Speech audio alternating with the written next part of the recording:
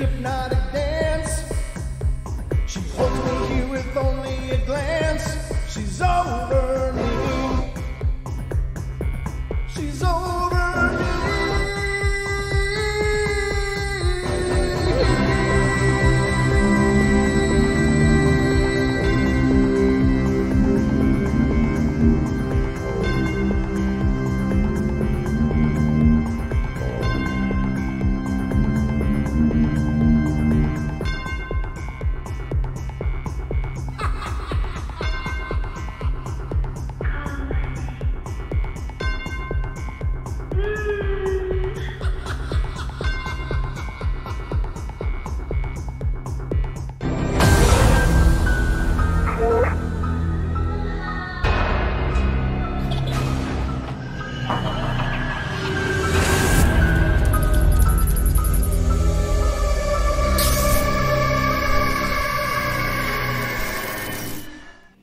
And it's Wednesday, ladies and gentlemen, and you are tuned into the Paranormal Portal with me. I'm your host, Brent Thomas, and I'm thrilled you're here. And not only me, as it turns out, I happen to also be joined by my good friend and co-host, Mr. Longbeard. Don, how you doing? Hey, doing well. Hi, everyone. Hi. And we are back at it. Happy Hump Days Eve, everybody. Hope it's been a brilliant week for you. It's been a pretty good week for me, I guess, all things considered. Being productive and all and getting things done, so I'm feeling pretty good about it, I guess. And your week going good, Don? Yeah, it's been a good week so far. I'm always looking forward to the weekend, working for the weekend, Oh, okay, so, gotcha. That whole Loverboy song thing back in the 80s. Oh, yeah. I remember gosh, that. I hate this camera today. Wow. What is going on with it? Well, this is action cam. I'll put it in Big Don mode so we can get the whole action cam. Welcome to the Paranormal Portal action cam as we watch. Kill give me a second here. All right. All right. He got all twisted up over there. We're not sure what's going on, but only Don could make setting up a camera an adventure. And a spectator sport aside from that. So let me know when you're ready to be back on camera. No, it came off my tripod. Hold on. Oh, okay. Maybe you need your tripod a little harder. Thank you. Oh, boy. Kind of stuff is just free, ladies and gentlemen. So tonight we're going to get into another glorious evening full of, I hope, a good discussion. I've got some material pulled up I think is going to be good and beneficial, and hopefully we all walk away learning a little something. And if you don't know much about it, then I hope you walk away with at least a working knowledge of the subject. And this, certainly one thing is for sure is we can never be completely exhaustive about any one topic on the portal. We just hope to give you guys an idea of different ideas and theories that are out there, and hope you walk away being a little better educated than when you walked in. Enlightened. So go ahead and try that camera. Let's see what you look like now. Oh yeah, there's a big bottle of swill up just as I clicked over. Yeah, so let me just move this way. There you go. There you go. You're all framed up and looking good, brother. I've been framed. You've been framed. But we are going to get into tonight haunted objects and other cautionary tales. Now, haunted objects are a topic that comes up an awful lot. And tonight we're not going to touch on, not too much anyway, on the haunted doll thing, because that really is a subject all on its own. And, you may catch a story or two where it's referenced or discussed. But the idea is not just dolls. Dolls are a pretty specific kind of phenomena that seems to have a very developed personality attached with it. If it is indeed a haunted doll. And, of course, our friend Philip Torres, the Obaki hunter, is an avid collector, as is... Who else? I don't know about avid collector, but from what I understand, our friend Zara also has, right. I believe her name is Emily. Emily, okay, gotcha. So there's a couple people that are, have a lot to do with the show, and perhaps... we probably need to get both of them on to discuss that phenomena in detail. Yeah, that would be But awesome. it is a really compelling idea. But this is more about things, items, belongings, whether they're things that you acquire through yard sales, through thrift sailing, through antique shopping, or you just eBay. Yeah, or people, like how many times have you ever moved into someplace and somebody left something behind, and so it becomes your something. I've absorbed a lot of things that way over the years, and anytime you bring an object in now, it's a pretty widely acknowledged concept that items can absorb energy, and that can be everything from an entire house to an area of land to a rock or other items. And there's plenty of accounts of people having those experiences based on moving somewhere where something had happened, living in a house where something had happened, just bringing in an item into the house and something new starts up. And it's certainly something that I think it's important to be cognizant of and to have a little idea of what that phenomenon means. And at the end of this, we're also going to go into some ways to handle it if you think you might have a haunted item and what you can do about it. But I think that'll be a great crescendo to the show. But have you ever done that, Don? Have you ever picked up an item and just said, this feels weird? Like, have you ever picked up an item and just felt an energy to it? I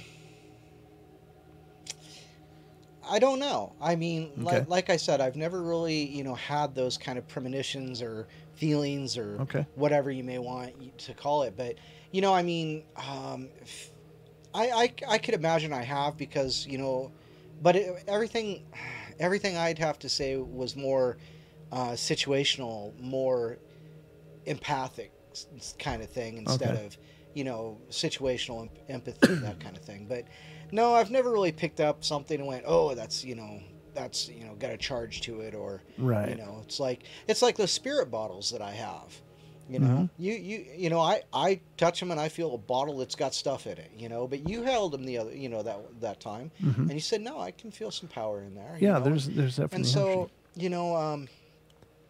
I just don't notice it. Maybe I'm just not as sensitive. Okay, well, and that's fair enough. I just really, a rock is a rock. And most people would agree with you that most people have that same response to picking up items and that. Right. But there are others that pick up things and for some psychics they're very physical psychics, and they get psychometry, they get stories from items, they get impressions from items. Empaths may feel the vibration of energy, or other energy sensitive types of people may feel something resonating or not. Now I regularly have experienced that, where I can pick up something and just feel that it has a vibe to it. It has a strength to it. Deb says, hand him the pyramid, Brent, see if he picks up anything. Nobody touches my pyramid. Nobody touches his pyramid. But I mean, and that's a great case in point. Now let me explain this to you, ladies and gentlemen. This is something that, of course, Deb Varner and I have been friends for quite a long time, and she's a longtime friend of the show, and she sent me this. And this is a crystal pyramid, and it's just beautiful, and it's been something that I'll pick up regularly and just, hold. But the minute I unpackaged it and put it in my hand, it was like, I just felt this, it's like almost a vibration, but it wasn't audible. It was just in my hands. It was like, and I feel it now when I'm holding it. It's just, it has just an energy about it.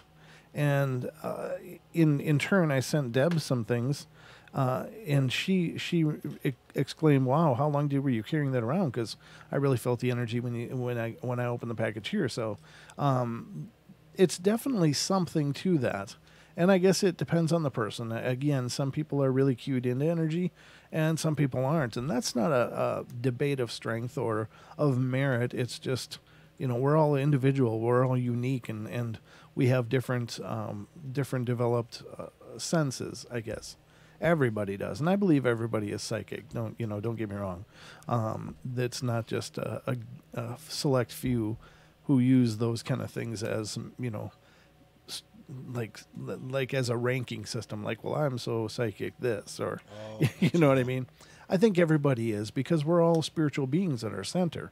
we're all these energetic beings at our core. It's just how much are you tuned into it, and Right. certainly it has a lot to do with people's lifestyles. They may or may not be able to tune in energy because of their everyday in and out of life doesn't maybe allow for it, or they've never developed that.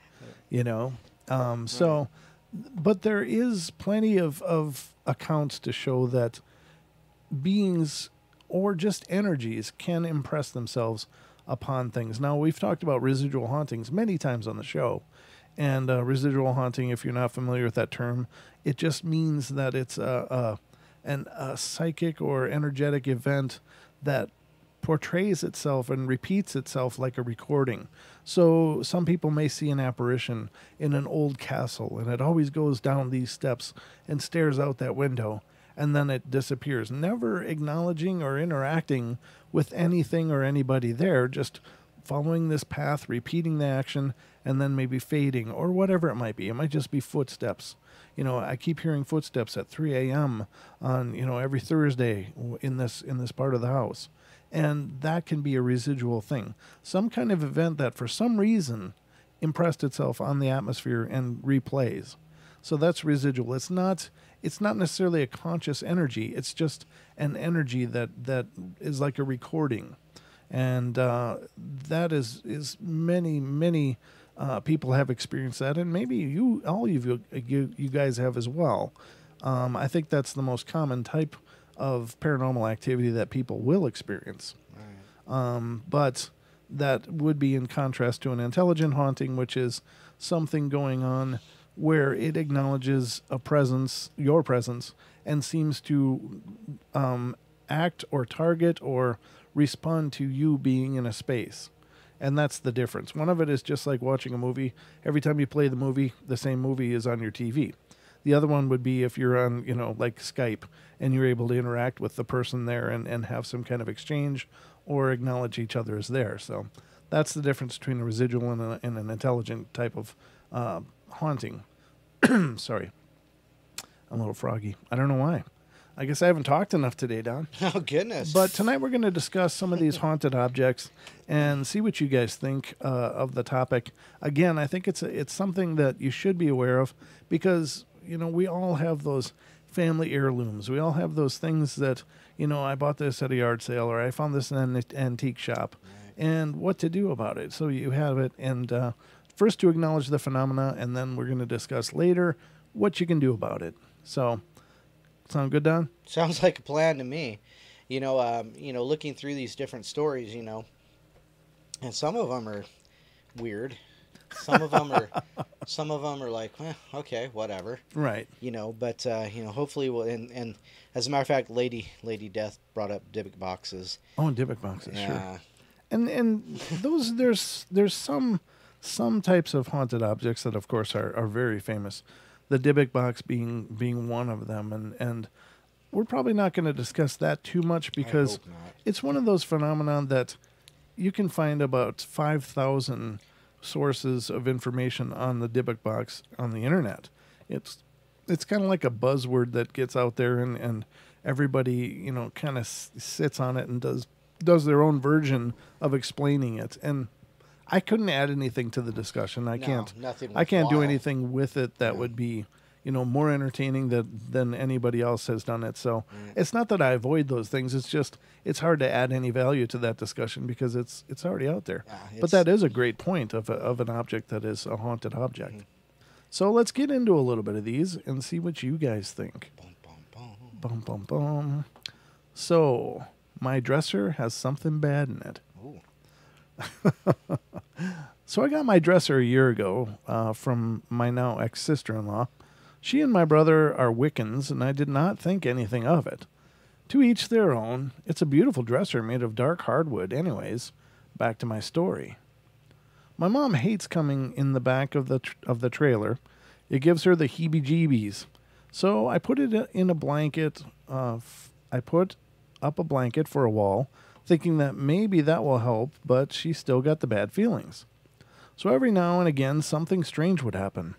My father's PC would turn on, or the lights flicker, and then when everyone is asleep. But the creepiest things have been happening lately.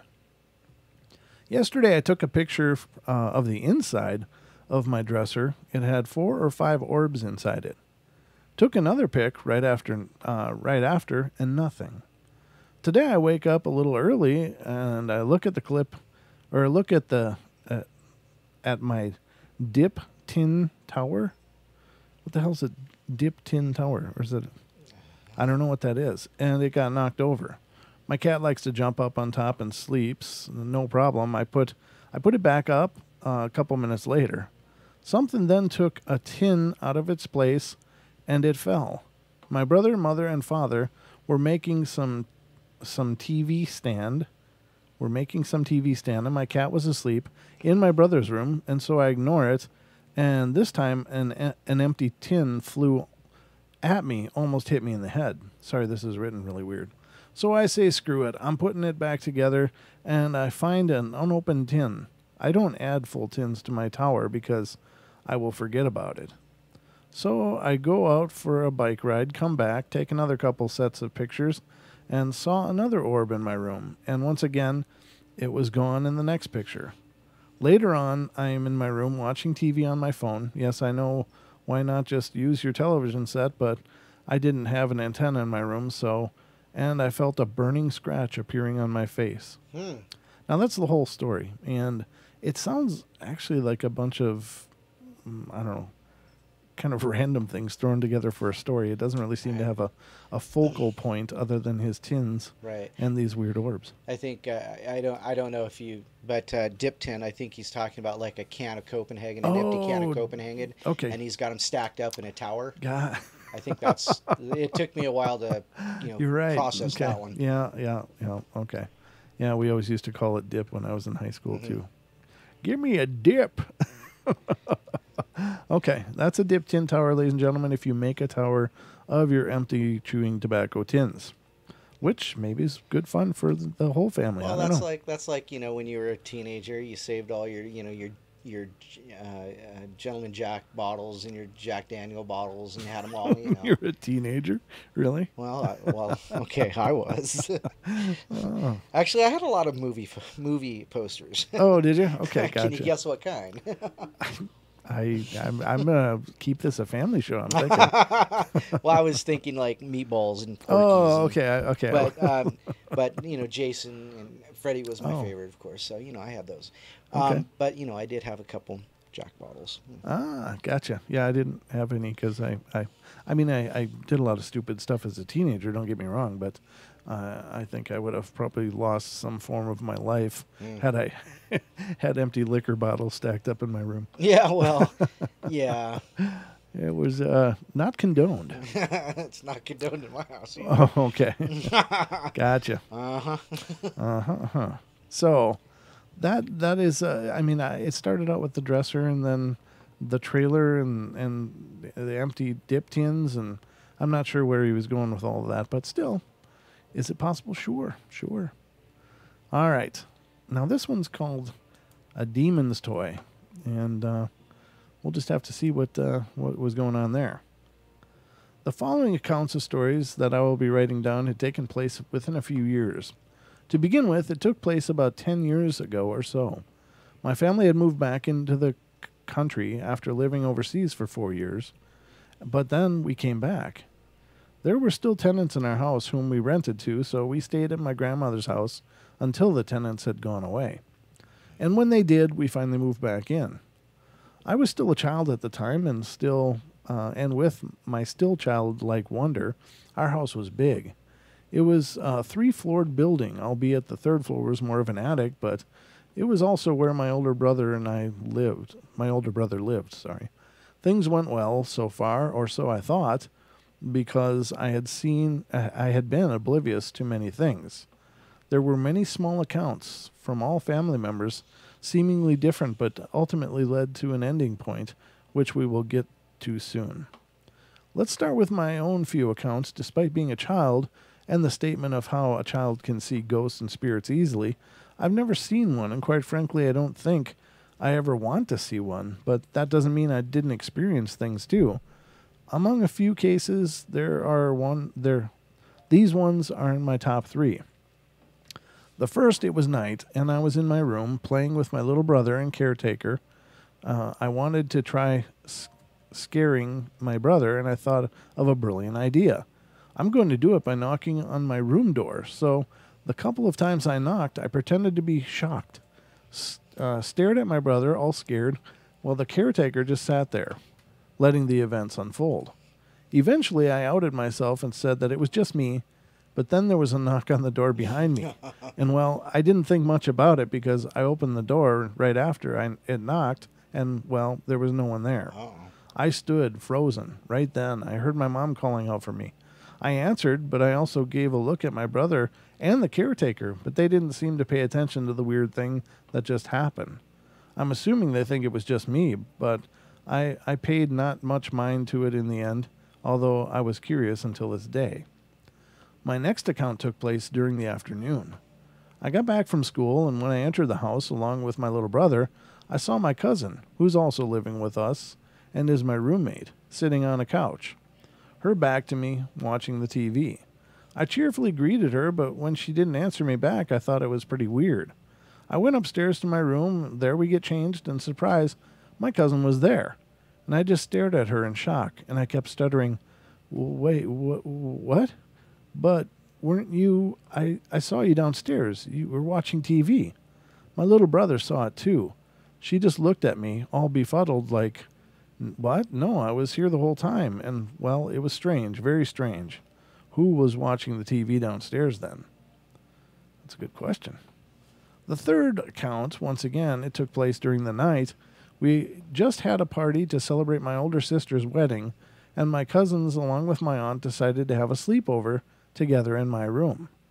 There were like about 6 or more of us, and I don't really remember who all were there at the time. We, the kids, messed around for a little while with my aunt scolding us every now and again because it was late and we really needed to sleep. So we finally settled down, finally trying to sleep. We all heard the same thing. The floor above us, which is supposedly the attic, there were feet running around, then a child's giggling, like a boy's giggling. My aunt proceeded to scold us after the sound. "I told you to go to sleep." Then we all cried out, but it wasn't us. The next day, when my cousins and I asked around, our relatives said that no one else had gone up. Normally, when someone is going up or down to the attic, we would all hear the creaks and heavy footsteps of the stairs since it's right next to the room. We heard no one going down the stairs after giggling. There's actually much more than these, but these 3 had been the creepiest. I should add that there are a few times when I'd hear my name being called, and we have this rule among our people that if we hear something, especially when there should be nothing, don't ever reply. But what would you do if someone calls for you and it sounded like your mother? Of course, you had to reply, right? So there's that. Now let's move on with a few other cases coming from my siblings. Unlike mine, my siblings had a more terrifying experience than mine for some reason. Most of them being adults, one of my sisters had once seen a woman in a long dress heading up the stairs to the attic. This same sister had also gone down during midnight when she heard a woman, crying in the lounge, and saw them sitting near the kitchen. Another sister gave her account of suffering mysterious bruises, greenish, and sometimes she would wake up with mysterious scratches on her body. A brother of mine, on the other hand, along with my sister's husband, when they went upstairs to the attic to get to my other brother's room, they saw a smiling face from the other corner. And I'm pretty sure there's more because there had also been stories from our caretakers. Anyway, my siblings then all gathered and went to my mother to report these strange occurrences. My mother decided to call up a group of people who can recite prayers and perform certain rites because, religious family. You know how the supernatural phenomenon is tied with religion. When these people arrived, they started going around the house. They recited prayers in every room, poured salt around the house's boundary. When they later tried to find the source, they found a dagger in one of the display cabinet cases. And one of the men said that this item is a demon's toy, that this can attract a lot of entities to the place. When they showed it to us, I had goosebumps because I know that dagger very well. I took out the dagger before. It was gold and it had strange inscriptions, something I'd never seen before, but looked like Egyptian symbols. You might be wondering why I was even holding the dagger, but truth be told, there was always something about it that drew me in. Once, when there was a costume day for school, I even considered bringing the dagger, and she said the dagger had always been there ever since we moved back in. We assumed the previous tenants had forgotten to bring it with them, but now I can't help but think that they left it here on purpose, knowing what it was. So these people then bathed the dagger in some kind of salt, sea salt, mixed with lemon. They recited a prayer too, and soon they asked my older brother to bring it to a place far away and throw it. My brother asked me to come with him, and I agreed. It was nighttime as well when this took place. We ended up not going so far away, but it was far enough. Far from our home, and we threw the dagger into the river.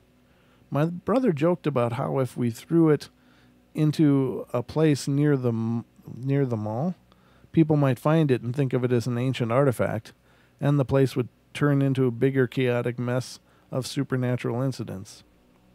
Our caretaker reported that after the night when the group of people performed the ritual, she said she heard crying the first few nights, and then when she peeked out of her room, curtains were flying, and there were a few banging against the windows and doors. She's the only one whose room is downstairs. The rest of us are on the second floor, except for my brother, who lived in the attic. My mom said it's the spirit trying to get out of the house because they are hurting. And that's all for this story. I'm aware it sounds rather anticlimactic, but that's how reality can be sometimes. Until now, I'm still mulling over these incidents. I'm not as religious as my family, and I always tend to look for logic before resorting to supernatural, like a tender version of Shane from BuzzFeed. I don't know what that means, but unfortunately, this isn't the last time we had a big case like this, but I might not post it all since it's a very personal family issue. So there you go. That was a big long one. Yeah, well, I can imagine how a dagger would have some kind of something attached to it. I mean, Yeah, whether it be, animal, mineral, whatever, human. Mm-hmm. And plus there wasn't a whole lot. Well, it said there was goldish with some Egyptian like writing on it. Right, just some strange writing on it. Yeah. So very strange, but yeah, I mean, you're right. I mean, if you find a dagger, that's pretty bad. Now, as a fair warning, this is something that I heard, and I don't know about the authenticity of this claim, but I would just offer it as a cautionary warning that apparently there are some satanic worshippers that will leave things out, that things of value. And it might be a hatchet. It might be something that most people would pick up and go, cool, somebody lost this. That's awesome. I can use it. But it's actually been cursed in order to spread some kind of negativity and stuff. So if you ever see something like that laying in a very unusual space, you might want to just leave it. I've never heard that. That's interesting. Yeah, apparently. Allegedly. And again, I can't speak to whether or not that's true. I'm just telling you what I had heard. Sorry, a little gassy. But I think that's really important to know because, I mean, if I found a pocket knife laying down there, I'd be like, oh, cool. Hey, I found thumb drives and things like that. And I was like, hey, cool. And just think about it. It's like, well, what if there is a very intentional attachment put on something like that? So use caution. If you find something out there, use caution. And just like in Harry Potter, don't touch it with your hands until you've, had a chance to be sure. So, when the cursed bottle or whatever that from the Harry Potter movie when Malfoy was trying to kill Dumbledore and he got everybody else almost killed instead. I must not have been paying attention. right now or during the movies? during the movies because I don't remember that. But that's not surprising either. I hope you guys understood the reference. I thought it was a little clever, but anyway, just a cool cautionary thing. So let's see. What else? Did you have something you wanted to read? Sure. Yeah, let's. Let me jump over here. I mean, if you don't mind, if you have the time.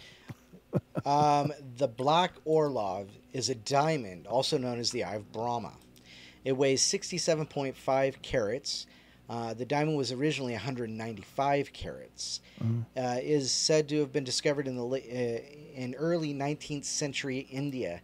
It supposedly featured as one of the eyes of the statue of the Hindu god Brahma until it was stolen by a Jesuit monk. According to legend, this theft caused the diamond to be cursed. In 1932, diamond dealer J.W. Paris is said to have taken the diamond to the United States and soon committed suicide by jumping from a skyscraper in New York City. Oh, thanks. Later owners included two Russian princesses called Leonila Gastine Bartininsky and Nadia Vigin Orlov. We're incredibly worldly here, ladies and gentlemen. Yes, absolutely. After whom the diamond is named. Both women allegedly jumped to their deaths in the 1940s. Ooh. The diamond was later bought by Charles F. Winston and cut into 3 pieces in an attempt to break the curse. The 67.5 carat black Orlov was set into a brooch of 108 diamonds, suspended from a necklace of 124 diamonds. The diamonds were purchased by a diamond dealer in 2004, and he said that he was pretty sure the curse was broken. Now, that's a huge diamond. Wow, that is. Is that like the Hope Diamond is another? Yeah, the Hope Diamond is larger, but this is definitely one of the top 5 largest diamonds in the world. But holy crap! I mean, okay, so it was stolen from a statue of the Hindu god Brahma. So yeah, I could imagine that would be somehow cursed. Right. Well, yeah. I mean, here, let's go play with a major, deity of the Hindu. Yeah, you don't mess religion. with religious items, No, or you don't steal them. Generally, that's kind of a bad idea. That's kind of like a real negative magnet. Yeah, exactly. It's like no. No, let's not do that. No, absolutely not. So let's see here. No, not that one. No. I mean, I can read more. I just didn't want to. Oh no, that's fine. Yeah, you go ahead. Okay. For some reason I misplaced a couple tabs. Oh, so. That's all right. I got a haunted mobile phone. Be interesting to see. Nice. Okay. What that's all about, because I have enjoyed those stories when we covered them regarding people getting phone calls and texts from deceased loved ones or relatives and stuff. I think those are absolutely just compelling as hell to me. I think that's a real, I don't know. It's like a game changer if we could ever figure out what that meant. But anyway, I digress. This is called the haunted mobile phone. It was the year 2011. I purchased a brand new phone from the showroom. I was very happy to buy it. This is from India too, so I apologize if it's real sketchy on the language, but oftentimes they're written like you'd imagine, so it sometimes makes reading them a whole new challenge. So I was very happy to buy it, and I brought it home. My mother was also very happy to see it, but from that very night, I started having horrible nightmares. From the very next day, I feared to even look at the phone or even touch it. Oh, sorry. My senses told me that something was very evil in that mobile. It started operating on its own and sent messages to unknown numbers. Ooh, that's creepy. I was so scared and confused. One day I took it out and threw it in the garbage van. The next morning I found it on my bed beside my pillow. I cannot explain how much shocked I was in. I could see a strange dark shadow in our house from the day I purchased the mobile. It feared me all the more. The mobile could read my mind and my thoughts, and I did not know what to do with it. Things in my house suddenly went missing and again found after many days. Strange incidents happening. I could hear whispering sounds when no one was in the house. One morning I found mud-stained footprints in the hall. Another morning I found all utensils in the kitchen thrown on the floor. Another morning I found my hair burnt and scratches all over my body. Another morning I found our drainage pipe, badly damaged and our house flooded with water. And many such weird occurrences continued each day. My mother, who was fit and fine earlier, suddenly became very ill and was diagnosed with cancer. Aww. and ultimately she died a very tragic death after suffering extremely. Mhm. That mobile ruined my happy life. My mother was everything for me. She was the only person who understood me perfectly, and now I have lost her forever. That mobile was controlling my brain and my actions. It was harming me. I wanted to do something, but in reality I did something else. The phone drove me almost half mad and violent. Finally, our family priest came over and told that some demonic power was attached to that mobile and I should get rid of it immediately. I went and threw it into the holy Ganga River, and since then I have not seen it again. Now everything is normal. The priest did puja our house and blessed it. I wish I did this earlier. Then perhaps I could have saved my mother. I miss her very much, always. That's strange. That's really strange. I don't know. It's. They said they bought it brand new from the store, right? Right. I don't mean to sound mocking, but it's almost it's kind of the term I use every once in a while is the orgy of evidence. It's like if so much happens with one thing, it's like Ganga River. It's actually Ganji River. Ganji. Okay, well, it's actually spelled Ganga. Yeah. So Ganges or whatever. Yeah. Okay. Gotcha. But I don't know if people cite so much activity that it just boggles the imagination. Right. To me, that just seems over the top. I don't know what to say. I don't know how else to say it. Well, and it was one thing after another. I mean, and the mother topping it off. That's I'm sorry. I don't know how that could have happened. I don't know either, and it's to say he threw it in the. Now it is cited that some people have claimed to have thrown things away and found them sitting in a real obvious place at another time. Right. After that, I mean that kind of apport has happened many times in the paranormal information I've come across, but with all the other things and everything going wrong, and I don't know, it just seems so dramatic and so over the top. I have a hard time getting behind that story. Yeah. And I hate to do that because, I mean, it's just like one of those things. There's a tipping point for me. Right. It's like I have an open mind for anything being possible. I think you have to do this show. If you're a skeptic, you have no business doing a paranormal show because, why bother? It's like, it's like me trying to do a cooking show. I know how to cook a few things, but I'm not qualified to do a cooking show, even if I can read a recipe. So, you know what I mean? It's just... I do. Right. Because, I quit saying I'm a skeptic. I'm not necessarily a non-believer either. Right. Because, when you're sitting here, you're reading these stories and you're having the people that we chat with, the people that we talk to, it definitely, gives you a kind of a more of an open mind. Sure. But they're like I've said before, they're just those stories that it's like, yeah, okay, whatever. Well, right. And this is kind of one of them, Right. I do think that having a healthy skepticism, I think, is a great thing.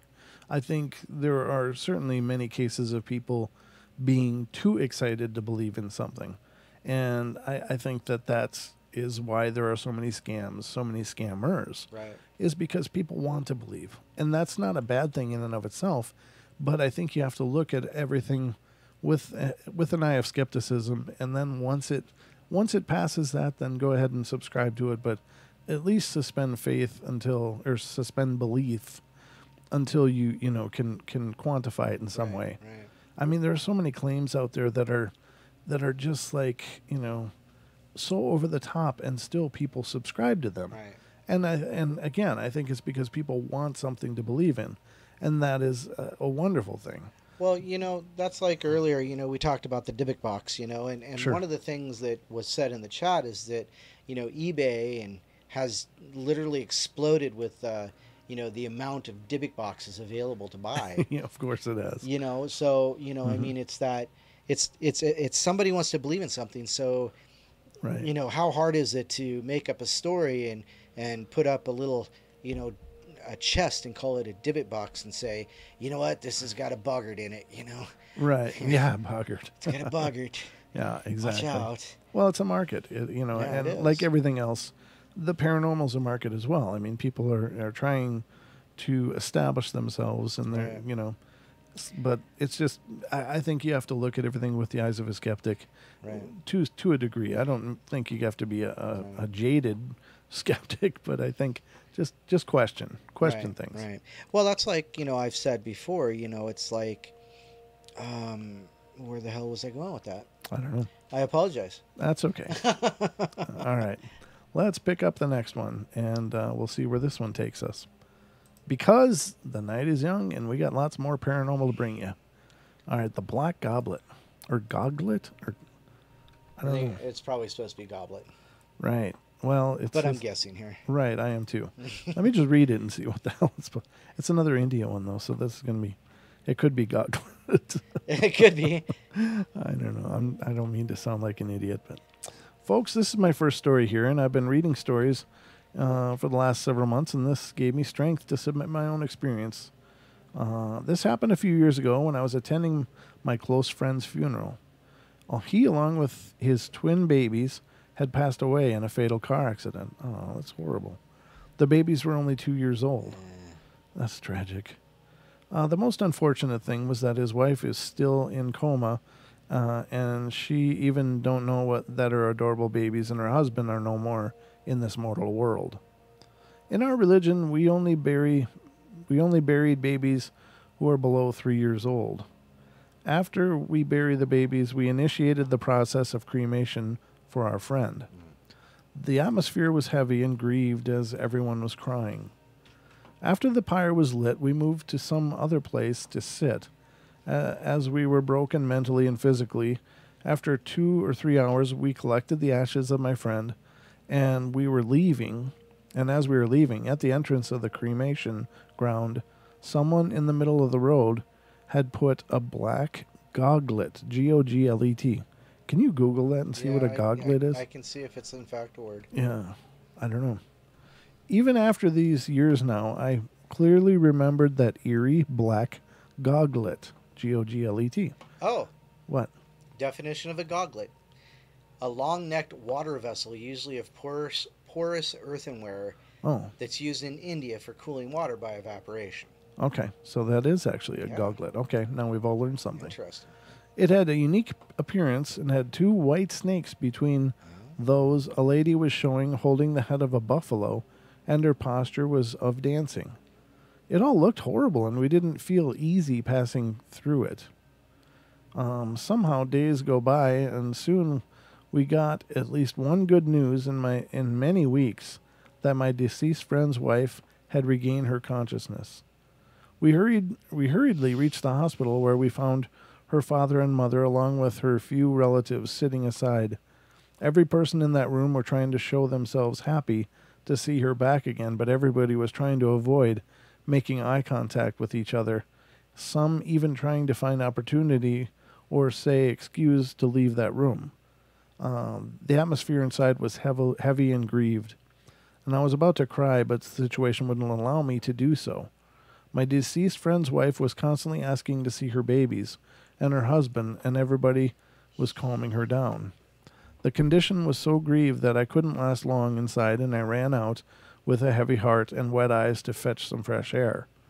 As I was walking down from the corridor, I saw a black snake passing from far and entering in a room end of that corridor. I first thought that I should call someone to make people aware that they could send someone to catch the snake, but after walking a few steps, I thought that I should see where the snake had gone. Curiosity got me to where the snake had entered the room, and after reaching, I slowly opened the door, but as soon as I opened the door, I got goosebumps of my life, seeing that same black goglet placed in the middle of the floor. As I was about to turn back and leave that place in horror, I fainted. As I regained my senses, I looked around and found that goglet place at the same place, but I could see only one snake now. Oh. I ran to my home. I suffered from fever next, and in the coming days, I visited many priests, performed incantation, and worn many amulets, but still that goglet haunted me for several months. until I visited goddess Kamakia temple. I consulted many priests and with shamans, but nobody able to present proper conclusion of it. So guys, do you have any ideas from what actually I was suffering from and what has haunted me? I don't. I mean, that's obviously a very symbolic thing, and I don't understand what it could mean. The omission of one of the two snakes, I don't know. I don't know. I couldn't wager a guess even. The snakes are in a lot of religions, are horrible, vile things, Right. So obviously that's part of what's going on here. But they said that there was two on the goblet. It was black with two white snakes on it, and one of the snakes was missing. Is that correct? At the end, one of the snakes was missing. Yeah. Yeah. So Yep. obviously that's where the snake came into the story. So who knows? It just depends. I guess it would depend on what their belief around snakes is. Right. Yeah. Exactly. I mean, it's going to have to be someone from that culture, or at least those familiar with the symbolism Yeah. to equate it. But apparently, that person hasn't had any luck yet. But I don't know. Huh. I'm not going to go on about it. So this is a dollhouse. Oh. Let's see what's going on here. All right, this one comes out of the UK. So, all right, this incident happened to me a few years ago. I used to own a dollhouse, which I kept in my bedroom. I would play with it from time to time, and I would close it when I was done. I slept by myself in the bedroom while my parents slept on a different room. And one night, after I had finished playing with it, I closed the doors and was ready to go to sleep, when I was suddenly aware of the atmosphere changing completely. I remember that I felt terrified, though I didn't know why. Excuse me. I reached out to turn on the bedside lamp, but then I heard the familiar sound of the dollhouse opening. I could make out that it was opening quickly. The door on the left first, and then the door on the right. It couldn't have been the wind, since the windows in the room were shut tight. And there was about a 3-second interval between the door on the left opening and the door on the right opening. I switched the lamp on as soon as possible, and both doors swung shut very quickly. I recall that, and I just sat there in silence for what must have been over a full half hour, shuddering. I was too scared to scream, and kept glancing at the dollhouse constantly. I didn't dare switch off the bedside lamp in case the likely unexplainable presence would return, so I kept it on. Finally, I pulled the duvet over my head as tightly as possible, though still with the lamp on. I lay awake the entire night, thinking about the terrifying experience, and I expected the presence to return at some point, but thankfully it never did. I told my parents about it the next morning and how I wanted to get rid of the dollhouse for good. And they didn't believe me and simply said that it was only a nightmare. But I know it wasn't. I was completely aware of the events that happened that night. Fortunately, my parents agreed for me to get rid of the dollhouse if I truly wanted to, since I was too old for those toys anyway. We got rid of the dollhouse, and I never experienced anything unusual ever since. So there you go. Now, the interesting part of that one is that it obviously occurred over time. So even it sounds to me like this person had played with this dollhouse for a long time. Right. And never had these occurrences before until that night. Then suddenly the dollhouse is doing weird things. And so the attachment seemed to come after owning it. It didn't come in with it. Right. Now, that raises the possibility that attachments don't have to have occurred before you have something. They may occur after you have something. So if you could look at it this way, say they had it new, and she played with it. She put her energy into it, Right. and that may have been the attraction. It's like, lightning. There's a streamer that comes up from the earth wherever lightning hits, and the lightning connects to that, and that's where it hits the earth. So she put out that lightning rod by playing with it, giving it love, love through playing with it, you know, for however long she did. You know, you could say a year, couple years, whatever. Right. You know, and that's what gave it the power to attract whatever it was. And you know, we've said several times in the last couple, you know, the last few shows, you know, if there's something knocking at your door and you look and there's nothing there, don't open the door. Right. You know, so maybe the opening of the door of the dollhouse was the opening of the portal. That could be. That's Whatever. you know that's you know I mean, that's just one way to look at it. right.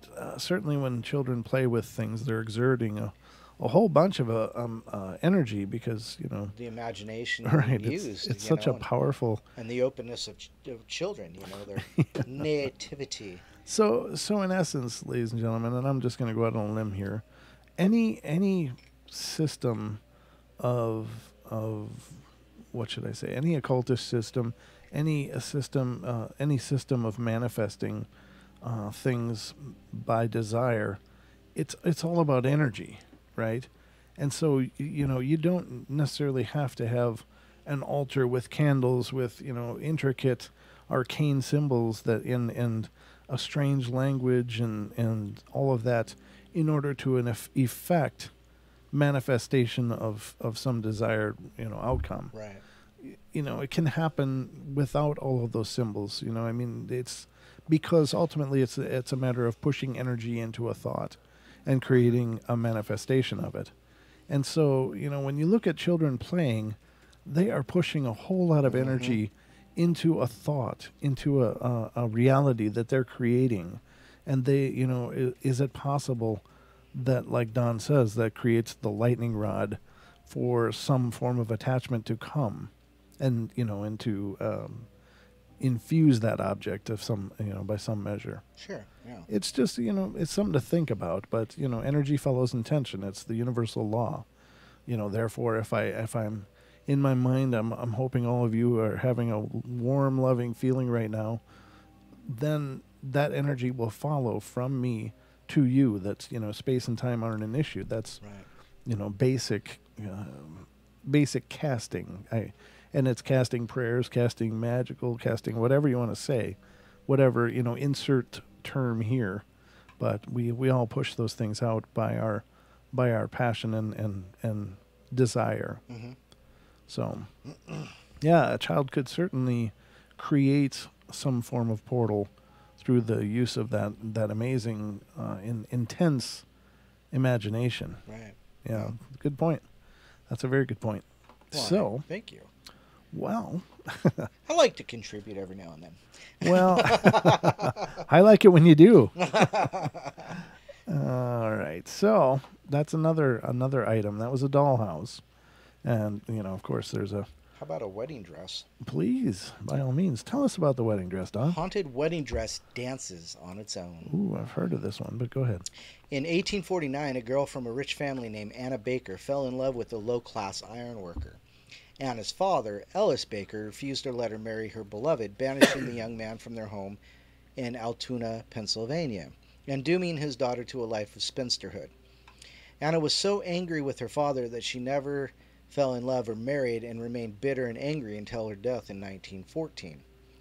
Before her father sent her true love away, Anna had chosen a beautiful wedding dress that she intended to wear at their wedding.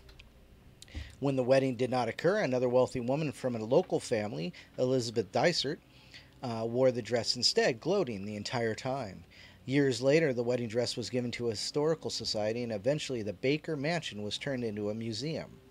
The wedding dress was placed in a glass case, which was formerly Anna Baker's bedroom.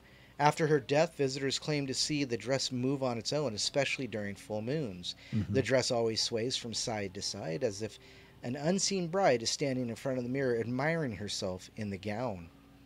Investigators who have searched for drafts and other naturally occurring circumstances have come up empty-handed. No one can be sure why the dress sometimes moves by itself, though many speculate a spurned bride, Anna Baker, has reclaimed her dress. Mm. So yeah, now that's another typical haunted object. I mean, because there are these okay, so it's in a glass cabinet now, and there's no air movement. You know, it's like there's that doll that somebody put in a glass enclosure, and its head occasionally moves and its hands move. You know, and so, you know, there's obviously no, you know, explanation, no obvious explanation for it. You know, but I don't know. Could just the energy of the people around it move it? You know, but it says it specifically moves during full moons. So, well, who knows? Who knows? It's again, it's one of those things that on the face value, there's so many ways Yeah. that it should be researched. Right. And you know, if it is something that's intelligent, it sounds almost like a residual kind of thing. I don't know. It's Maybe. tough to know. Yeah, it's just one of those things. Right.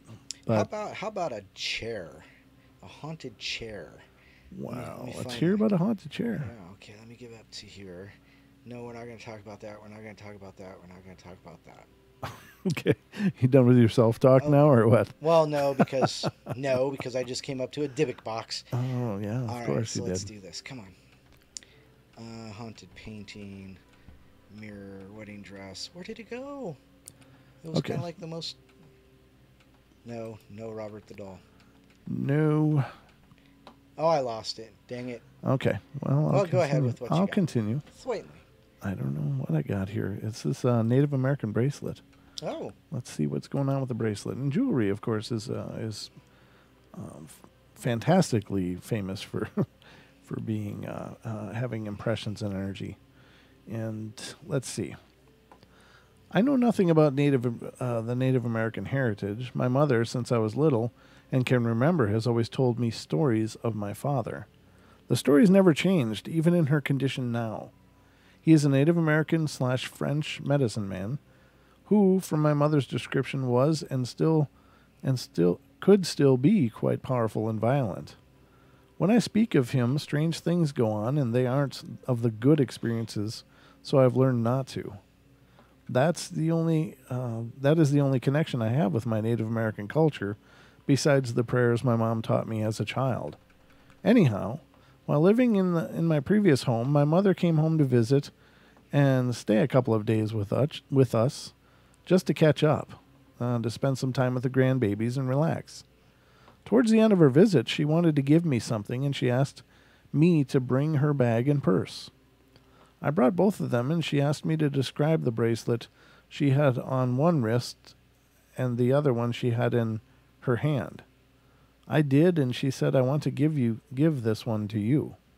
I told her no, because they were both her personal bracelets, and I believe the energy coming from one wasn't to my liking. And I asked her about this particular one, which was the one on her wrist. Description of this bracelet: beautiful traditional Indian colors and beaded red, turquoise, and brown. She said she got it from down in Chickasaw, Oklahoma, during their annual powwow festivals, and my stepdad had bought it for her. She wanted to give me that one to me, and I told her no, simply because he gave it to her, and she simply wouldn't take no for an answer. Now, only a few hours before, my puppy had jumped on her and left a small cut on her wrist, which left a small speck of blood on the inside of this bracelet. So I took it, put it on, and wore it for the remainder of her visit. Although I felt the energy coming off of it, it was a heavy, dark energy, but I wore it. Now, I've had this bracelet for almost a year now and forgot I had it. I put it in a jewelry box and stuffed it away. Until the move, I had all but forgot about this. When I found myself drawn to a box, and with my pictures and other important decorations, I found the little jewelry box with the bracelet. Inside was also my gold cross with the broken chain. I took it out of the box, same weird feeling of energy, and I asked my sister to have her ex's aunt do a reading on it to see if she could figure out what's going on with it. 2 weeks after, she forgot she even had it, and all hell has broken loose in her home. Her and her wife have been arguing and fighting. Her and her wife have been arguing and fighting. My sis has been emotional and sensitive as of lately. Her third eye has been so overly active she doesn't know what to do. And now she's going to bring back this bracelet tomorrow. She and I have had 2 conversations since, and I let her know the energy in my home has been off since I gave her the bracelet. So I'm only guessing here, but maybe because this was a gift, I wasn't supposed to let it go. I told her once I have it back in my possession, I am going to look up a few cleansing rituals and do a good, thorough one at it. Maybe that will help. And that's, it could very well be that the bracelet was not supposed to leave her possession as it was given to her, him. I don't know, who the author is, but I assume it's a girl. Right.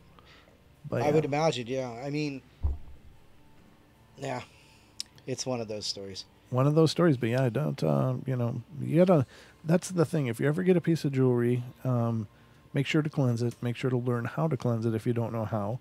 And again, we'll go over a few of those things in a bit here because I think they're important to know. And believe it or not, it's up to you. But I think it's important to know how to do it. I mean, if you choose not to, you choose not to. But then if you notice that some things start jumping off, then you might want to go ahead and give it a shot. I'm just saying. Yeah. Something jumping off is kind of ominous. Yeah, exactly. Just started just jumping off. Okay. Right. Well, So this one's called The Bracelet. And it's quite lengthy, but here we go.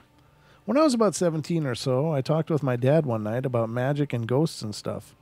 He decided that if we were going to have this talk so late at night, he wanted to put up some mental barriers around the house. When he was done doing this, he had a curious look on his face, and he then asked me an odd question. Is Grace under your bed? I was startled badly. Grace was the name I had given the little girl ghost who didn't speak but lived in our kitchen for reasons unknown to us at the time. I was startled because Dad didn't really speak about Grace, but when we talked about stuff like this, he didn't hate or dislike her, but he felt uncomfortable about her because he couldn't sense her that way, the way I said I could. We were all sitting in the living room, so I was wondering how he had felt anything under my bed. I still had a ways to go in my training. I don't know what training this is, but it sounds cool. But I reached out to get a feel for Grace. I didn't have to go far. The kitchen where she stayed usually was right next to the living room, and apparently our conversation had interested her because she was standing right behind the couch where I was sitting. After I made sure it was Grace, I told my father that Grace wasn't under my bed. He hesitated before asking me the next question. Are there any spirits in the house you know of who may be hiding under your bed? Now, in my first story, I spoke of an energy that followed me through the house.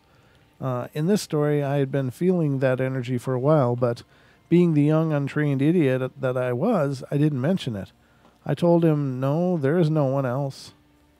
So we went to my room to find out what it was. My room was an absolute disaster. I won't describe it for the faint of heart. Under my bed was just as disgusting, but thankfully we didn't have to look far. I pulled out a few memento boxes I had and then pulled out my purse that I used every day. Please don't even ask why I put it under my bed. To this day, I still can't answer that question. You can imagine my surprise when my dad stops me from putting it aside and looks at it like it's a loaded gun or something. We take it to the kitchen and he watches as I pull out everything, and his attention was piqued by a necklace that had been my grandmother's that had a hidden pentagram in it. A 5-pointed star pointing up, not down. But the problem really appeared when I pulled out a bracelet. This bracelet was really nothing special. In fact, it was a movie prop replica. I won't say which movie because you will mock me. It was not new old, but it was something that made my dad very unhappy. We sat down and he tried to get a feel on the bracelet, but he couldn't see into it. Finally, he got up and asked me to put the bracelet on. I did so hesitantly. The bracelet scraped against my skin as I fought to get it on, and I hissed. You hissed? After a few moments, my dad asked me to try to take it off. And I tried to get it off, but it was being even more stubborn than usual, and it hurt more than usual to get it off. My dad said, "It hurts, doesn't it?" I looked at him a little scared because He didn't sound like my dad for a minute, and he went on to say, "It doesn't want to be put on, but when you put it on, it doesn't want to come off." Nice. All right. After I took it off, he tried to cleanse it somehow.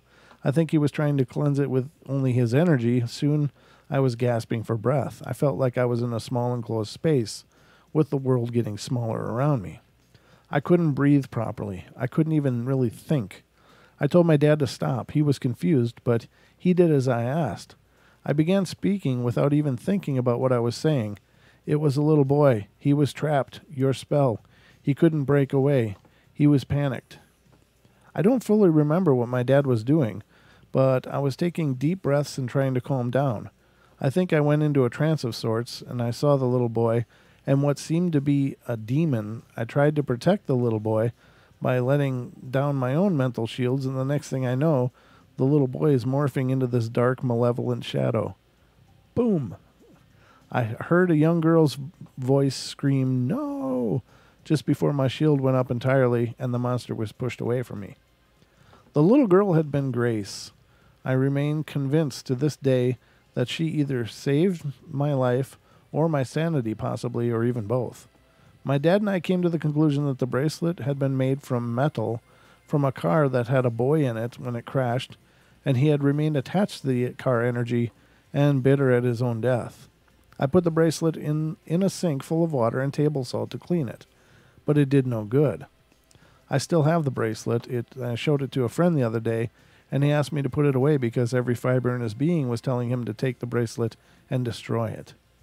And since it was brought up in that story, ladies and gentlemen, that is probably the most rudimentary, easy thing to do.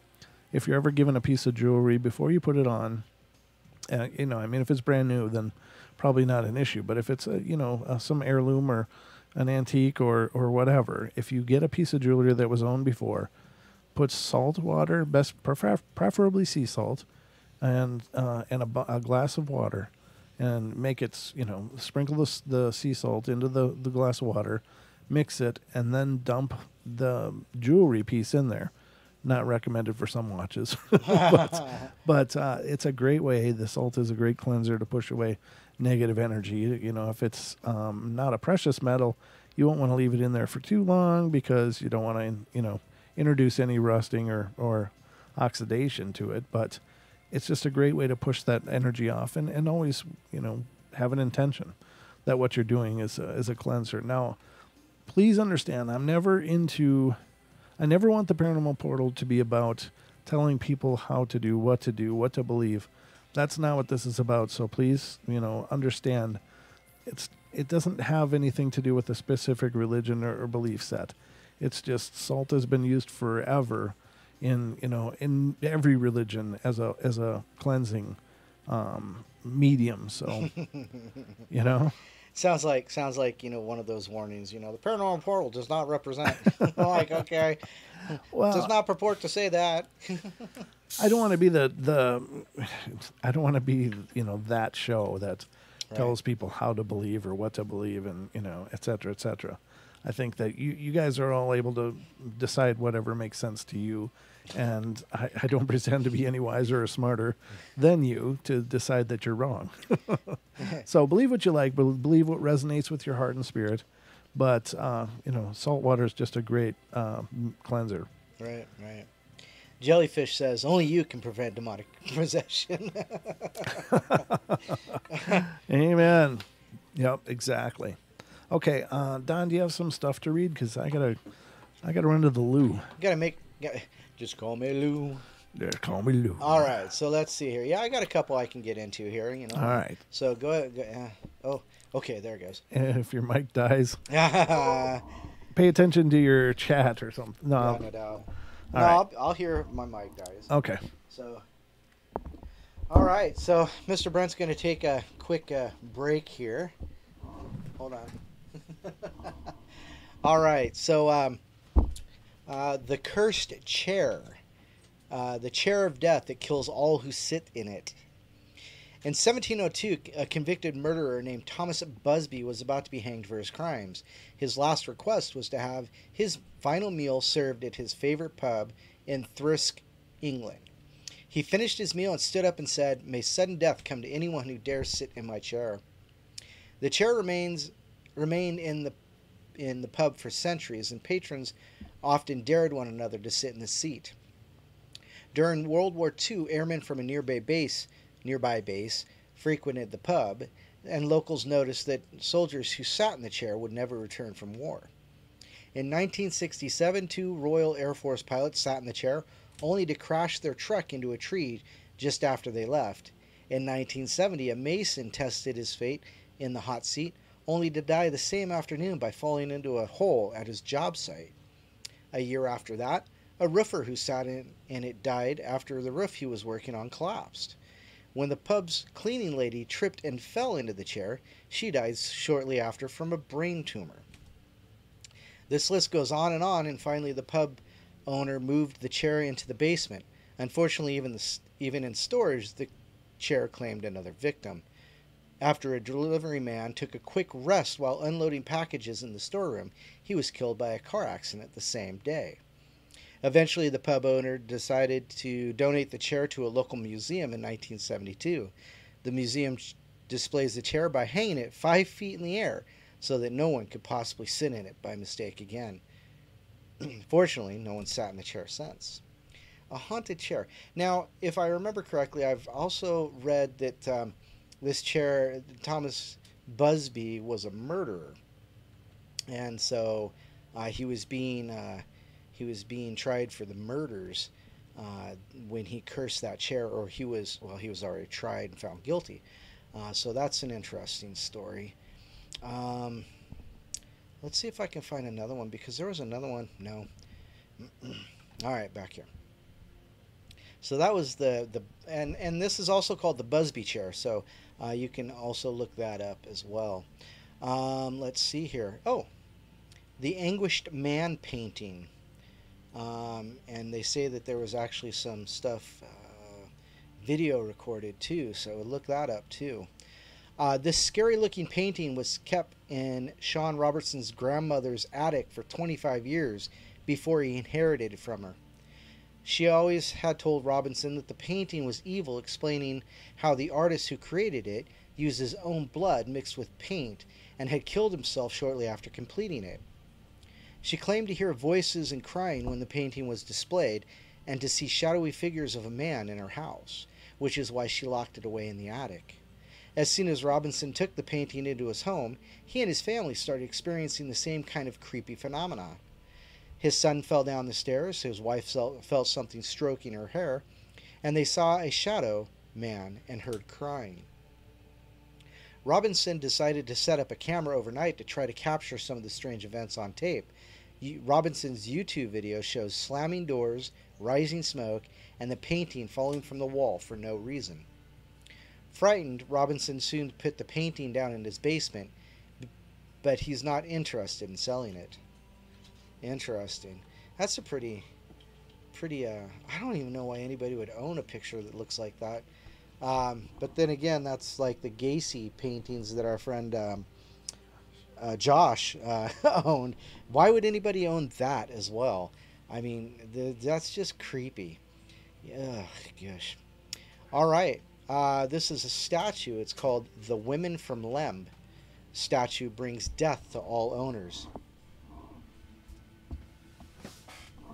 Nicknamed the Goddess of Death, the Women of Lemp is a statue carved from pure limestone that was discovered in 1878 in Lemp, Cyprus. The item dates back to 3500 BC and is believed to represent a goddess similar to a fertility idol. The statue was first owned by Lord Elphont, Elphont, E-L-P-H-O-N-T, Elphont, and within 6 years... He was a larger fella. He was a large fella, kind of gray. His nose was kind of bulbous, not so much long, but bulbous. The statue was first owned by Lord Elphont, and within 6 years of having the statue in his possession, all 7 of the Elphont family members had died from mysterious causes. Both the next 2 owners, Ivel Manuki and Lord Thompson Noel, also died along with their entire families just a few short years after taking the statue into their homes. The fourth owner, Sir Alan Biverbrook, died as well, along with his wife and two of his daughters. Two of Biverbrook's sons remained, and though they aren't big believers in the occult, they were scared enough by the sudden and strange deaths of four of their family members, they decided to donate the statue to the Royal Scottish Museum in Edinburgh, where it remains today. Shortly after the item was placed in the museum, the chief of the section where the statue dwelled suddenly dies as well, though no museum curator will admit that the statue may have supernatural properties. No one has handled the statue since, with the first museum worker who passed away, and the item is safely under glass and protected from human hands. That's just crazy. Mm-hmm. That's just crazy. Lots of crazy. Lots of crazy. It's just straight cray, man. Straight cray. Welcome back, Brent. Well, thanks. It's good to be back, of course. But did you miss me? Yeah, of course we did. The energy in the room just kind of dipped as you shut that door behind you. Well, God love you. Well, thanks. Somebody's gotta. Somebody's gotta. That's good. I'm glad you do. But yeah, thanks for covering for my absence. But I'm much better for what it's worth. Well, that's awesome. That is awesome. You know, what brought me to these particular stories was I saw something about a haunted, I'm going to say Maori mask. Maori? Indigenous Maori. New Zealanders. Oh, yeah. Maybe someone in the chat can properly pronounce that for us. Well, but the thing is apparently it's not necessarily just a mask. It's a whole bunch of different items. Statues or what? No, it's just a whole bunch of tribal items. Oh, was it Maori a people? Yeah. They were a people, a tribe. Okay. Yeah. Gotcha. Okay. And unfortunately, I can't pull any of that up because this computer sucks. Hence the reason I need. Well, there's a reason that you can't, and we'll just assume that maybe they weren't that good stories. I don't know. Well, okay, here it is. Now it specifically says mask, but it's actually a museum of Maori items that are supposedly items, and some of them are supposedly haunted. And of course, the striking masks that the Maori have, or had, used at that time, whatever, were just eye catchers. But it says that specifically, this museum will not allow pregnant or menstruating women to see these items because it would curse the baby. So interesting. Like I said, it's not just a mask. It's a bunch of artifacts that supposedly have this curse upon it. So okay. So Sean's saying it's Maori. Maori. That's right. Maori. That's right. Okay. Maori. Maori. Okay. Yes. Thank you, Sean. Yes, and I knew that because The Walking Dead. Oh, did you? Okay. There's a character on the other show. It's not. What, well, anyhow, anyway. Fear the Dead, whatever that is. Okay. So yes, that's correct. Thank you, Sean. Yeah, we appreciate that. We love that you guys are a part of the show because you guys make it better than we could alone, obviously. But let's get to another one. Yeah. What you got? This one's Mambo. It's coming out of California, the U.S. So back in the mid-'70s, a buddy of mine bought some remote high-elevation acreage in Butte County, California. It had been a Christmas tree farm at one time, and one year he gave me permission to cut a tree on his property. It was getting dark, and I came across a huge Douglas fir, or pine tree stump, that had a ceramic plaque etched to the base of it. My first thought was that the plaque commemorated the size of the tree or something along those lines. It was too dark to read. Anyway, I pried it off and threw it in the back of my Jeep, thinking my buddy would probably like to have it. I took it home and placed it in a flower bed behind a retaining wall outside my kitchen, and that was the night of December the 20th. The next morning, I heard water running in the bathroom, and I went in there to find the water running in the sink and the bathtub. I certainly didn't turn it on, and neither did my wife, and we're the only two in the house.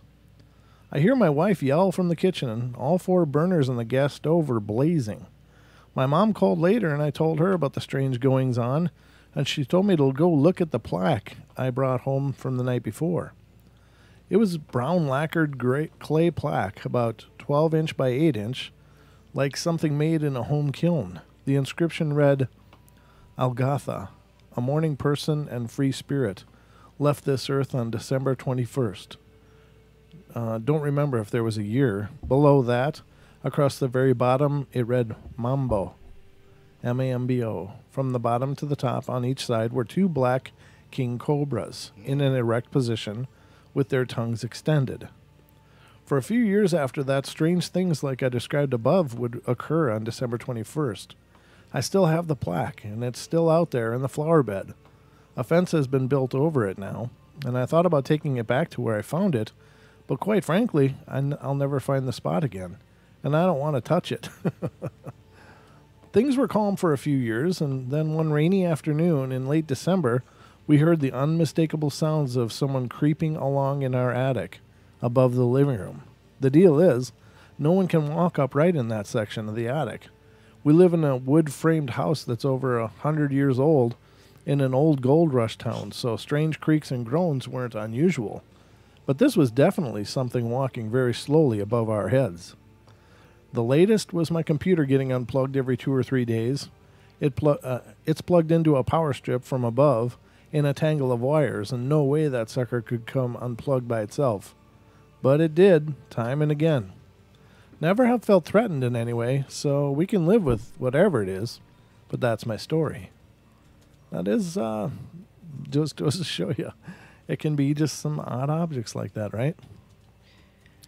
Very weird. Well, what?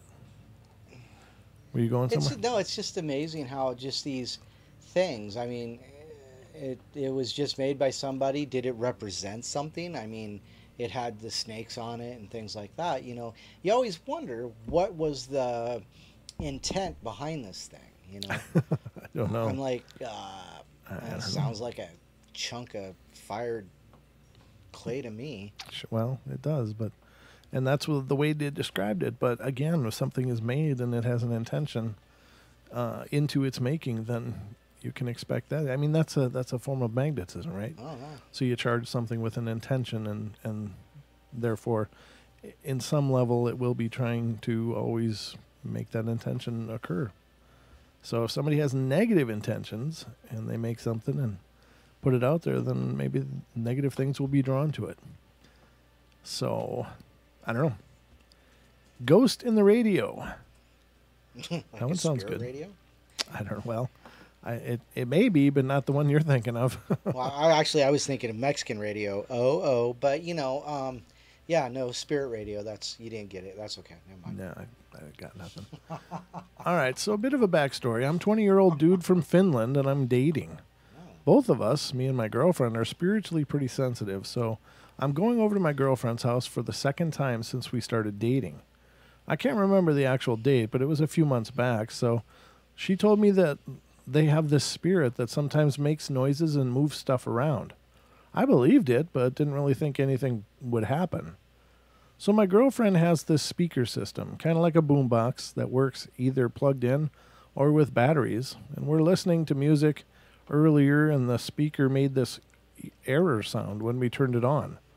I got a bit freaked out, but my girlfriend told me it's normal and that it does that every time you turn it on. Then we went out for a while, and we came back. We decided to watch a movie. We had to take the boombox plug off the power socket so we could get power for the TV. My girlfriend goes ahead and takes the plug out of the socket and lifts the speaker up, and it makes the strange error sound while unplugged. At that point, I freaked out completely, but it hadn't hit my girlfriend yet. She slowly realized it and checked the batteries as the speaker made another error sound, and there was just one battery, even though the speaker required 2 to work. So she slowly put the speaker back on the ground and comes to sit with me on the bed. I asked her, did she even realize what just happened? She nodded, and we hugged. Then we kind of just brushed it off. And we still mention it sometimes, and it makes me get cold shivers every time I think of it. We later tested the battery, but it had no power in it. I wonder if it had a capacitor in there. Because a Could. capacitor, charges up, It does, but and then it kind of just boosts the power. So it's possible. It is possible. Capacitors have made fools out of a lot of people. and shocked the crap out of a lot of people too. Yeah, well, there is that. So let's see. Radio channel surfer playing with TV. This just sounds like a specific kind of haunting, but we'll see. My story starts in Rhode Island, where I live with my boyfriend and his sister and her family. I believe it was a summer day, just not sure. Just know it was summer in the year of 2009. My boyfriend's dad loved country music, especially Hank Williams Jr. To get to the story, I was sitting inside the house with my sister-in-law, and we were just sitting around talking, watching the kids play, when all of a sudden, I got up to go put something into the sink. She had one of those under-the-sink radios with under-the-counter radios with CD player and all, and I believe the song was a song by Pink, but not sure. Suddenly I looked up at the radio. Now, mind you, the radio was set to a certain station, which was 93.3. And I looked at the dial, and the numbers were moving like someone was changing the stations, but the music continued to play. I was like, whoa, what in the world? And I told my sister-in-law about it. She said her dad never liked rock music, so he was changing the station as if to tell us, hello, country, please. He has been gone for 5 years, and it's nice to know he's still here with us. In a similar experience, my boyfriend's mom just passed away a year ago from cancer. I'm sorry to hear that. Some family members have had some experiences with the afterlife of mom's spirit, like sometimes smelling cigarette smoke, as mom used to smoke as well as other things. One experience was just recently happened is my stepson has his Xbox hooked up downstairs in the laundry room. And I was doing laundry when all of a sudden his TV came on. Now, I was alone in the laundry room. The remote was sitting on the bench, so I know no one was turning it on or off. And I thought there was a glitch in the wiring. And then after about 15 minutes of this, I have come to the conclusion that it was either mom or dad's spirit playing around. Who knows? But it was quite entertaining, so I just said out loud, "Are you guys having fun playing jokes on me? Ha ha, funny," I said. That had been so far the only experiences I've had so far with them. And it's now coming up on 1 year anniversary of my boyfriend's mom being gone. Wonder if she will play the TV this time. Thank you for taking the time to consider my story. Very cool. Again, this is something that I've experienced something similar. Not exactly that, but yeah. And that just sounds like not necessarily a haunted object. That's just a form of visitation. I wouldn't even call that a haunting necessarily. And as far as the TV goes, I discount the TV. The radio is a little bit of a different matter, though. It changing numbers, but not actually changing stations. Right. That's kind of an odd one. I've not heard of something like that. So that's true. Now, this one is called the haunted chair. Now, you read one about a haunted chair. Right, yeah, but that was more than 7 years ago. Right. That's true. All right, so did you read it that fast? Yes, I did. Nice job. Wow. I'm not even wearing my glasses. This story starts about 7 years ago, and we had just moved into a new house that needed so much work. When one of the walls was taken down, there was the most unusual and beautiful carved chair back. At first, I thought it was a frame to a mirror. As the weeks passed, we came across a boarded-up storage space. We removed the boards and found the seat and the chair and 2 legs. Oh, wow. Now, if this wasn't strange enough, the yard work started. As we dug up the weeds, we found 2 of the legs to the chair buried in plastic that was disintegrated. Oh, wait. Now, somebody definitely didn't want this put together. No. This is some serious effort they went through. That's what went through my head. These were a little damaged and had worn holes in them, but still in good condition. So now we have the whole chair. Yay! I'll bet you're glad. Oh, they even got photos here. Really? Yeah, it is pretty ornate. Jesus. It looks like a palatial, kind of something you'd see in Windsor Castle or something. Okay. Okay, go ahead. I'm sorry. Now, if this wasn't strange enough, the artwork started. Yeah, they got that whole chair. I got that. My son and I put the chair together. As soon as it was complete, we both said the same thing. The chair is haunted.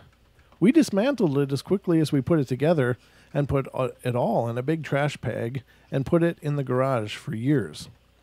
I thought about the beautiful chair and all the time when I moved, I wanted to put the chair back together, so I did. I felt for some reason I was the guardian of it. I told everyone who came over never sit in it. But one night, my husband, who mocked my warning, sat in the chair. That's how these stories start. It's always got to be that one guy. Boy, if I had a dime for every time I heard that. It was immediately that his eyes had a blank look, almost as if he was in a trance. The same night, he was admitted to the hospital for months. He didn't know what the year it was and what he did for a living. It was a very scary time, as the doctors could not diagnose the problem. I knew right away it was the chair. I had the chair dated, and it's from the late 1400s. My God. It is beautifully carved with a woman's face. One day I was watching the History Channel, and on the episode Dracula Castle, there it was, the same exact chair. Jeez. So this is my strange and very true story. I still have the chair, but it is safe and sound, sitting happily in my guest room with no chance of anyone ever sitting on it again. Oh, one more thing. Sometimes, just sometimes, when you photograph it, there is an eerie mist. Ooh. This has happened a few times when guests take pictures of it. Well, that's it. Very cool. It's if you ever find something that's so completely torn up and spaced in different parts of the house, don't put it back together. Don't put it back together. Don't put it even in the same parts of the house. Yeah, no, that's retarded. That would be a great museum piece. Yeah. Let the museum deal with it. Yeah. I bet it is. I mean, those are old. If it's from the 1400s. Oh, God, it's worth money. I don't know. If you could prove where it's from, the provenance. Let me see if I can get... There's a fancy word for you. That was way too big a word for me, Don. What are you getting to? Let me just see if I can pull this up on the other monitor here and put it up for the people on YouTube to enjoy. Just one moment, ladies and gentlemen. I thought I had a better picture of it, but I can't find it. You found the same story? Well, yeah, I found that story earlier, yeah. Oh, okay. Well, I was going to read it, but then I apparently lost it. Dear God, that is small. Let me blow that up before I put it on. And it's only the back of the chair, I guess, that we can see. We can't see the whole chair. But here, let me get it up on screen, ladies and gentlemen. You guys can enjoy the picture of that chair. That is absolutely spectacular. I mean, I could see why you'd want to put that together. It's just beautiful. It's well carved. Yeah, and I could see why you'd think it was some kind of a mirror frame or picture frame, because look at that. I mean, that padded back there. I wonder if that's the same padded back that's always been on it, though, or if they had that redone. I would say it couldn't be from the 1400s, right? Right. Yeah, it'd have to be vacuum sealed in a something to keep it that pristine. But my God, that is and it's a beautiful chair. So, yeah, if you find objects that are absolutely disconnected and spaced all in weird places and boarded up scattered to the four corners of the world, fake walls and buried in your yard, then do not sit in them. Just know that somebody went to great lengths to make sure that chair wasn't put back together. That's right. And there's usually a reason. No, let's ignore the obviousness that, obviously. That is very peculiar, but there you go, ladies and gentlemen. You have seen the very haunted chair. And cool story. Yeah, great story, yeah. Yeah, it was wonderful. Let me get back to it here. I wish I could get back to this one. This one is called the moving chair. Since we seem to be on chairs, let's discuss the moving chair. Until I was 9 years old, I lived in a turn-of-the-century small bungalow with my parents, 2 brothers, and 1 sister. Our house was on Haven Road, a couple of blocks from the corner of Dufferin Street and Lawrence. This is coming out of Canada. Lawrence Avenue in Toronto, Ontario. It was about 1966 or 1967 when the event happened. My older brother Sam and I shared a bedroom, and we called the bigger room. It was the larger of the 2 bedrooms in the basement. It was at the far end of the basement, away from the stairs. One dark winter evening, when I was around 6 or 7 years old, Sam and I were playing in the bigger room when we heard an odd noise from the far reaches of the basement. It was the sort of wood scraping only briefly against the concrete floor of the unfinished part of the basement. We both acknowledged the sound but continued with what we were doing. We then heard doont, D-O-O-N-T. It says doont, a Mad Magazine description of of that type of sound.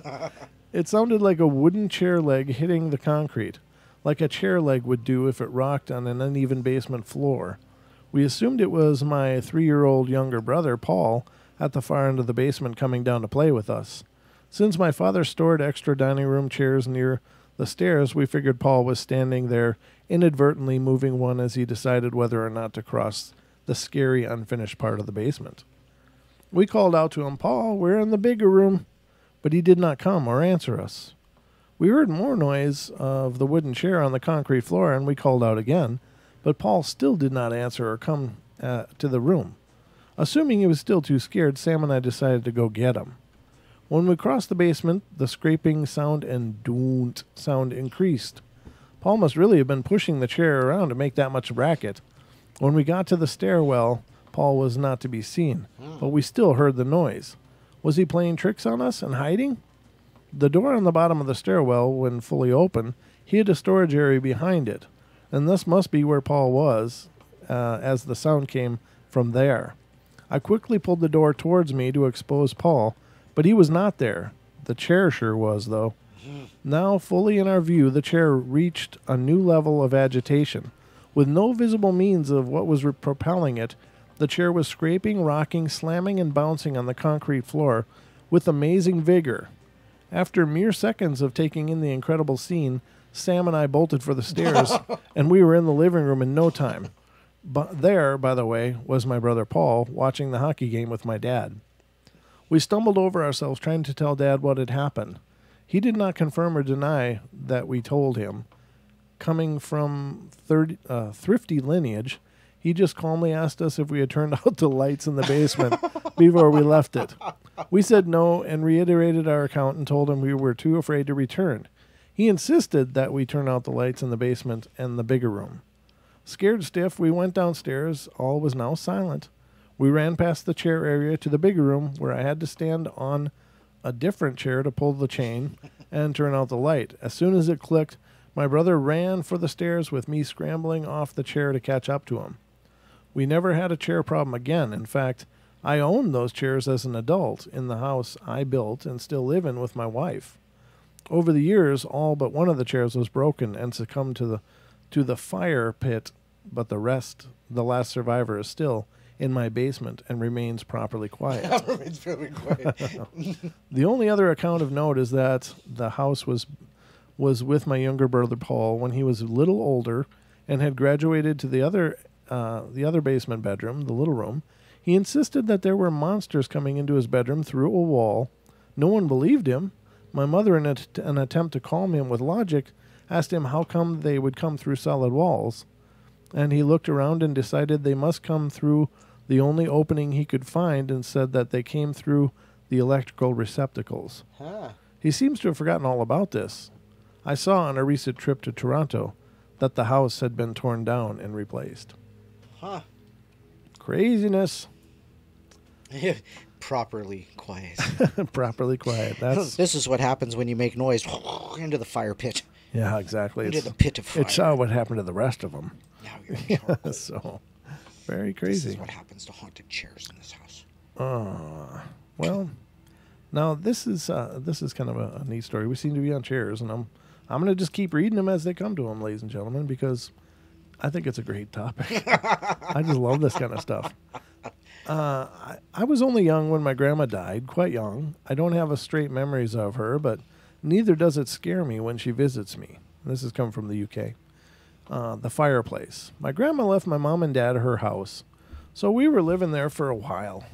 Being there helped me to remember her a bit, but in the living room was a fireplace and my grandma's chair that scared me.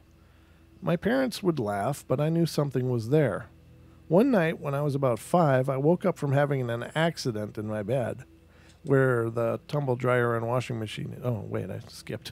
My parents told me to go get the bed sheets from the tumble dryer. I walked downstairs, and now the kitchen, where the tumble dryer and washing machine is a corridor away from the place where the fireplace and Grandma's chair was. So in order to get to the kitchen, I had to pass through the living room.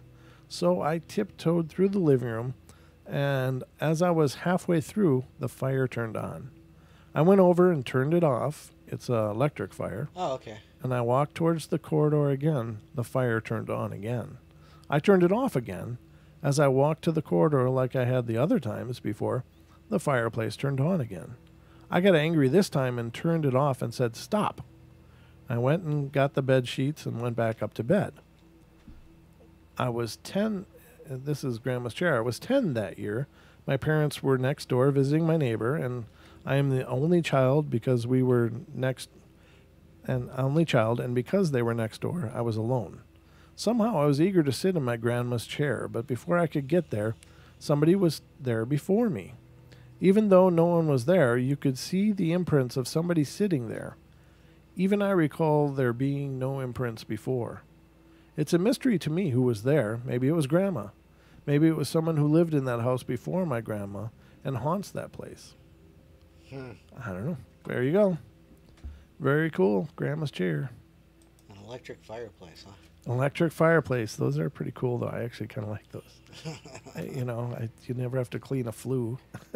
That's true. For one thing, they're pretty maintenance free. You don't have to worry about chimney fires. Yeah, no. You may have to worry about electrical fires, but I guess Gosh. that's another animal. All right. Turn around. Let's see. I'm looking. The Strange Lamb doll. That's another doll one, so I'll leave that until we do a doll show because I think those are cool, and there's so many of them that it is a show of itself. Mm-hmm. No, the stereo. I have some haunted chairs. You at your house? Well, no. I have some haunted chair stories. Okay. Should By all means. Let's see here. Okay, haunted chairs. Let's see here. Stories of haunted chairs or cursed chairs are nothing new. Sitting in one and tempting the fates is all part of what the curious and the debunkers consider all part of the game. A story over the years has circulated once in a while about a chair that whomever sits in it drops dead.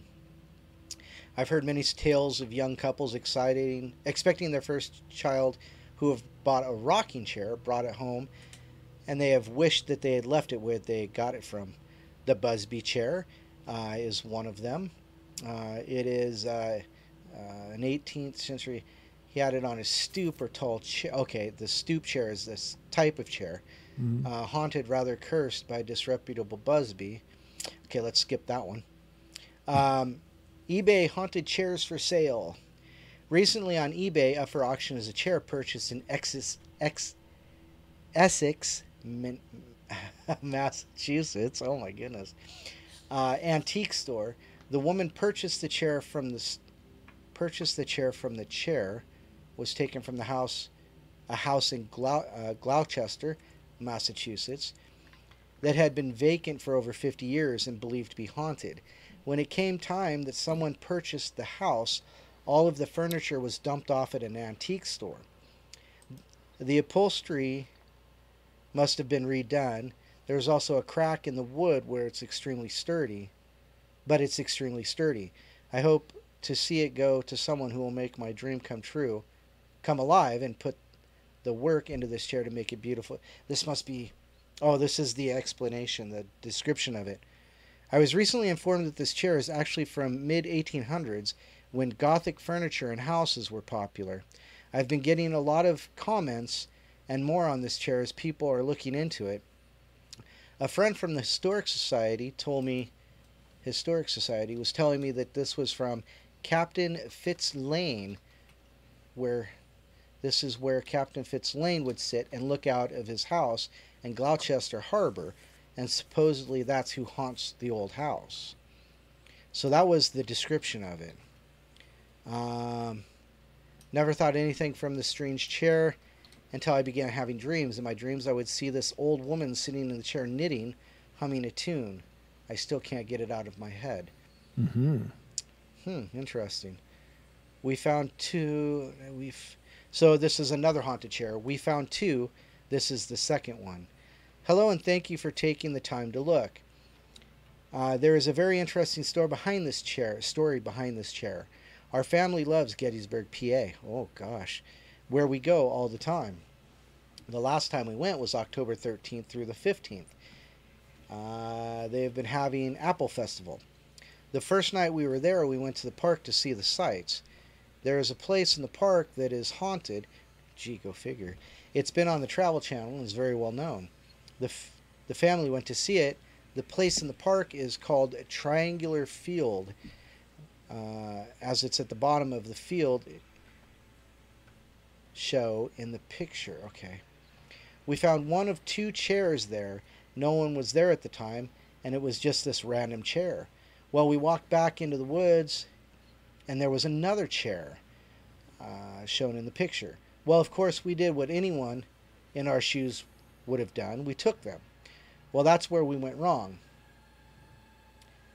Scenes as, it says scene, S-C-E-N-E, as we had them, since we've had them, strange things have been happening around the house. I can't understand. They fascinated me, and I took it upon myself to refinish them. I've heard people walking through the house when I'm the only one home. I walk by, and at times it's like I'm hitting cold spots in the house. I look for a vent or an open window, but there's nothing. The way the chair is sitting, the way the chair is built, is that when someone is in, the fabric stretches as well, and as I walk by, it looks like someone is sitting in it. So it's one of those kind of like a hammock style chair. I feel like I'm being watched. It's just very strange, because before we had them, nothing ever felt wrong about our house. But now it's like someone is in the house with us, watching every move we make. Here's a little history about where we found them. The fight to take Devil's Den began here. That's what I thought.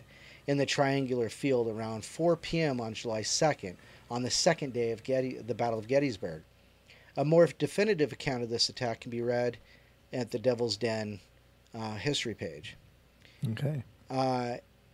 In the view at the left, the foreground was held by Union troops, and the vista to the rear concealed the arriving brigades of Confederate General Hood.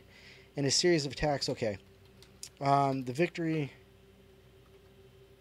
So, basically they're saying that they found these in Gettysburg, and one out in the field and one a little farther away in the trees, and they're haunted.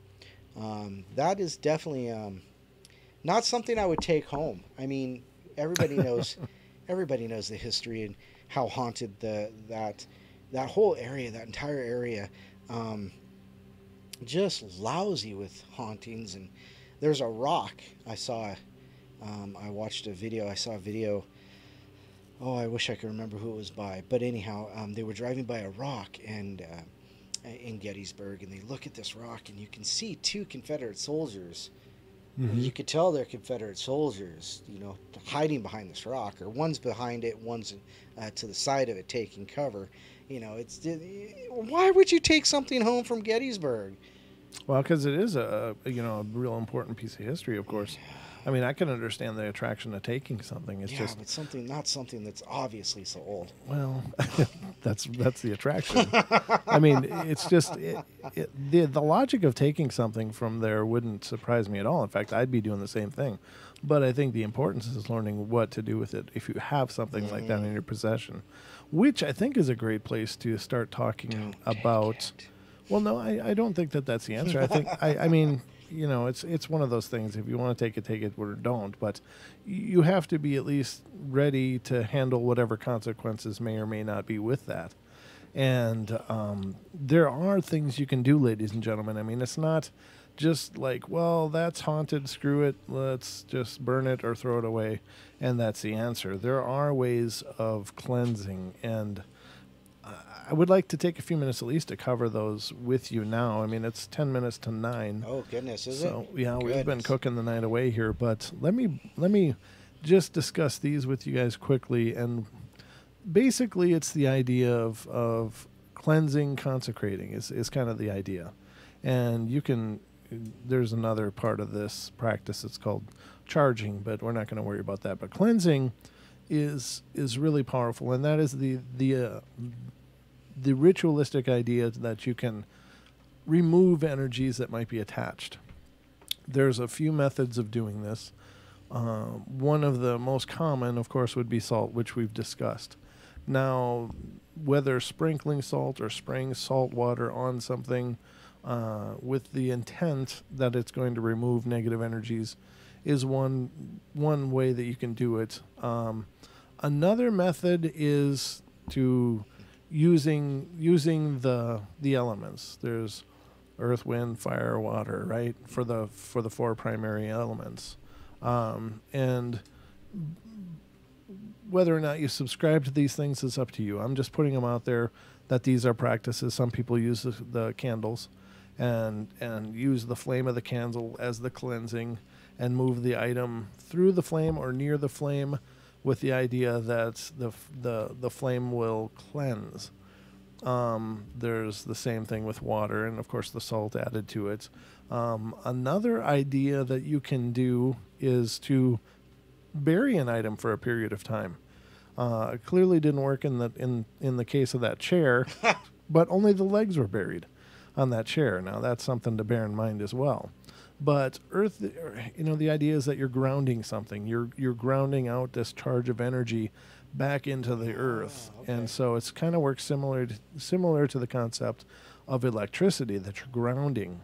You're pulling the negative energy out or the other odd energy or whatever, and you're basically neutralizing it or making the energy of this item neutral.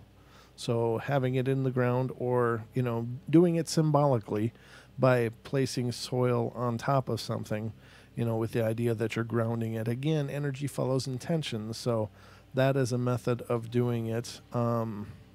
Soaking it in salt water was something we discussed. But you can sprinkle or spray it as well. Hold it under running water.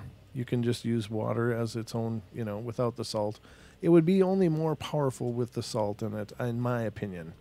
We talked about the flame, and there's one practice, and it's a Wiccan practice. Now, don't confuse Wiccan with witchcraft, not with witchcraft, but with the idea of wicked and occult and Occult, yeah. Not a dark occult, I mean, because occult just means hidden. Right. The term occult gets used really loosely, like, oh, it's a cult. Occult just means hidden or, not readily obvious to everybody. So there are so many things that actually qualify as the occult that aren't dark and negative. They're just, hidden practices that are, safeguarded through generations or whatever. But it is to sweep away the negativity with what is called a besom, B-E-S-O-M, and that's basically a blessed broom. So the broom in Wiccan tradition does go way back. It's not, just the flying, not just for flying. It's not what a lot of my girlfriends have ridden in the past. Yeah, well, exactly. I think we've all have those exes that probably deserve one, but. The idea of using a blessed broom and, sweeping it away. And again, it's an energetic practice. As I've talked about with cleansing many times, it doesn't matter what you use. It just matters that you believe that what you are using is powerful. Energy follows intention. We decide whether something is sacred or not. Like for a Christian, the cross is sacred. That's a sacred object. It's a powerful object. And certainly in the horror movie genre, holding the cross is a very powerful symbol and repels the negativity, the darkness, or the evil, or whatever. And so, but it's all about the person.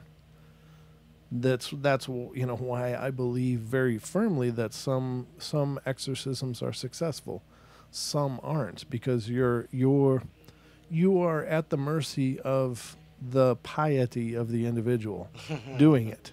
And you don't know. I mean, it could seem like the most holy man you've ever saw, and he could be an absolute dirtbag. You don't know. I mean, people have hidden. Everybody has their closets, right? So, the same is true for priests. Clearly, if you've followed the current events, Right. especially in Pennsylvania, a lot of horrible things have come out. And again, please don't ever think I'm bashing a religion. I think all religion is beautiful because it is people searching for divinity, and that is a beautiful thing. I'm sorry. No matter how you go about it or what system you use to do that. So I'm not putting down Catholicism or raising up Wicca. I'm not doing any of that. I'm just saying whatever you believe, have faith in it, and it will be a powerful cleansing. Right. So you're saying the purity of the faith of the person who is doing the exorcism or the banishing or the binding, whatever that is what's important. The purity of the Right. person. It's not just that this guy's a priest, so he's going to come in here. Right. Because as we've talked about before, between us, Mm-hmm. it's the person could be an absolutely wicked person, Right. and still hold these offices. Right, exactly. When you look at, for instance, to give you another reference or another point of reference, for years and years I was involved in the martial arts, and I did instructing, and I did all of that, and it was a great experience. I earned my black belt and was very proud of that. Mm-hmm. Now, on that same regard, I had other people that I had come up with or had seen get their black belts before me, and they were terrible martial artists. They really were. No criticism of them as a person. I was very pleased that they decided to get their black belt, that it was an important step for them. But I've seen black belts that are absolutely terrible at martial artists, and I've seen black belts that are absolutely amazing. And of course, the black belt is really only the beginning, because then you get into the degrees or the dans, or in Korean, it's the level or dan of black belt. But I'm just saying that the fact that somebody wears a symbol doesn't mean, for every person wearing a black belt, that doesn't mean they're a lethal weapon, is my point. And the same is true for any priest or any shaman or any other holy person that claims this holiness. They have a title, they have a mantle of sorts that they wear, but that doesn't mean that they are any more qualified to push out a negative spirit than the guy sweeping your floor. I mean, honestly. And I'm not putting it down janitors. That's what I'm saying. Raising up janitors, right. in this case. Well, I think whatever you do in your life, if you love doing it, fantastic. Do it to the best of your ability. Right. Exactly. So yeah, that's my point. So the fact is that whatever you believe, and I've used this example before, if you hold a piece of cheese and it's the most holy cheese in existence and radiates the light of the divine, that cheese will become absolutely amazingly powerful. But it's because you believe that. So what were you going to say, Don? I'm sorry. Oh, no, I was just going to laugh about Swiss. But anyhow, sorry. Yeah. That's all right. But so what were the other cleansing? So it's the cleansing is very, very important. Mm-hmm. And that's basically removing. The other thing to do is consecrating. And the idea of consecration is to imbue it with your intention or energy for that thing. So in other words, if you buy some secondhand tools, some old woodworking tools, you don't know where it came from, cleanse them. Cleanse them out. And then after you're done cleansing them, then have some ritual to bind them. Again, it's symbology. It's symbolic. But the idea is that either they're cleansed and they're just a hammer is a hammer, but to take it another step is you could bind it so that it works excellent for you. Now the power of prayer is no joke. I mean, honestly, there's been several studies that have shown that the power of prayer fundamentally changes the molecular makeup of foods. There's been shown to create in scientific tests with the snowflakes, for instance, cursing some as they freeze into snowflakes, and they're these ugly malformed crystals. blessing or praying over other ones, and they're these most beautiful, majestic snowflakes you've ever seen. So prayer is a real thing because it's you are manifesting that energy through your faith that something beautiful happens. You can do the same thing for objects. So you bring in an old bookcase from an old house, cleanse it. Use the smoke of sage is another cleansing, knowing that sage will cleanse it, or salt water, or any of the other things we mentioned. And then bind it to you. Just, say a prayer over it. Say, bind it with some positive affirmation that it will, function beautifully in your house and always be stable and never fall over, whatever. It's just another step of that spiritual practice of resonance. Does that make sense? Yeah, it does. Okay. Yeah, absolutely. So consecrating. Bring it into your energy. Right. So just, say a prayer over it. God, thank you for this gift. May it bless our family. Whatever you want to. Whatever is divine for you. So that's the next step, and that's certainly something to rebind an item and to make sure that it's always resonating for your highest good. Because, we are in bodies, but we are surrounded in other bodies. Our home is kind of like another body. So make sure it's full of things that are, resonating for you in your energy, in your highest light and good. So I don't know how much you guys subscribe to this stuff. And for me, I forget a lot of this stuff too as I'm just doing life. But I'm just putting it out there that, this is other information that's out there. And, it's certainly one way to clear something negative and make it a positive. Now, again, it's up to you. You can have someone else come in and do it. But again, if someone else does it, you're at the mercy of whatever their state of being is, which you can never really know. So that's my 2 cents. There you go. Well, I just wanted to have some building after it. It's one thing to talk about phenomena, right. But in something like this is something that could affect and maybe does affect all of us on some level. Things we brought in might just have been in a crappy house before, right. And they're just always going to have that negative vibe to them. You're bringing that into your house. It's going to still have a negative radiating vibe. Now, over time, if you have a loving home, right. You may overwrite that just by being around you. But why not just cleanse it, push it out? Don't let it into your home. Don't let that darkness into your home. So just some best practices, my 2 cents, but I still got a microphone, so you get it. They ain't taking away the microphone yet. So nope, not at all. But I hope you guys have enjoyed the show tonight. I hope it was valuable, worthwhile, and entertaining.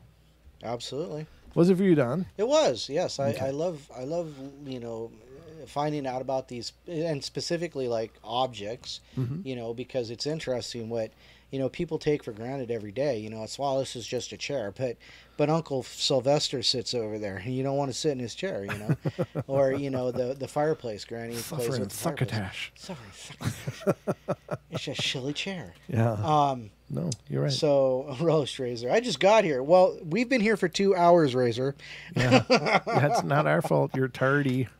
So, but I mean, even if it's beautiful in the sense of this particular chair that was, buried, Mm-hmm. the negative things that may be attached to it, or the unfortunate thing that may be attached to it, or even the positive thing, it can creep you out.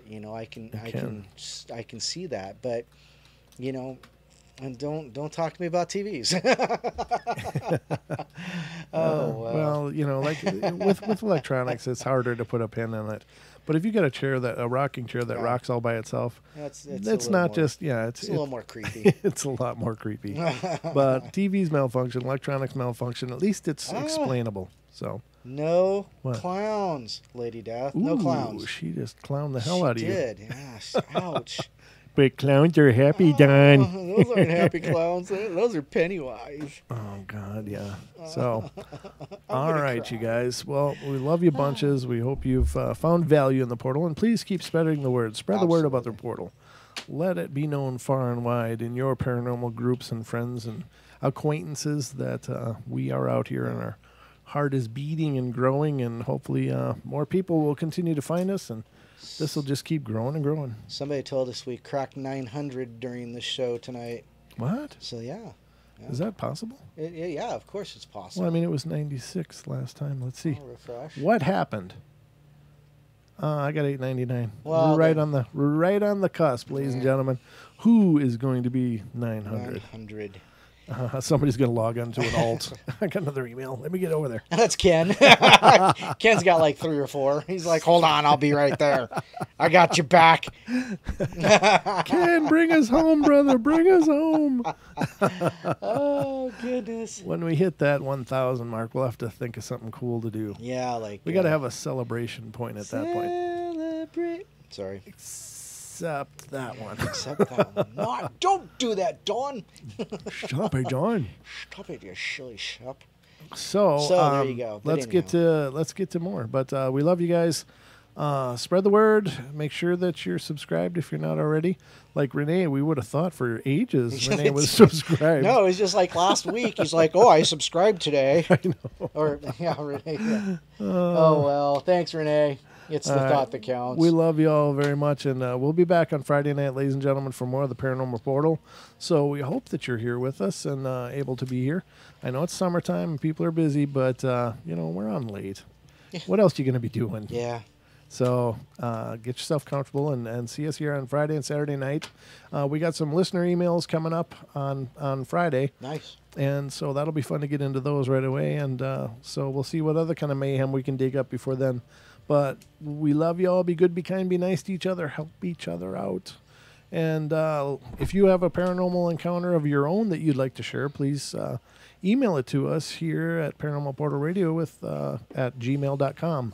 paranormalportalradio@gmail.com. And we'd love to share your story, too, here on the show. So we'll talk to you guys Friday night. Good night. All love right. you. Love you. Be good. See ya.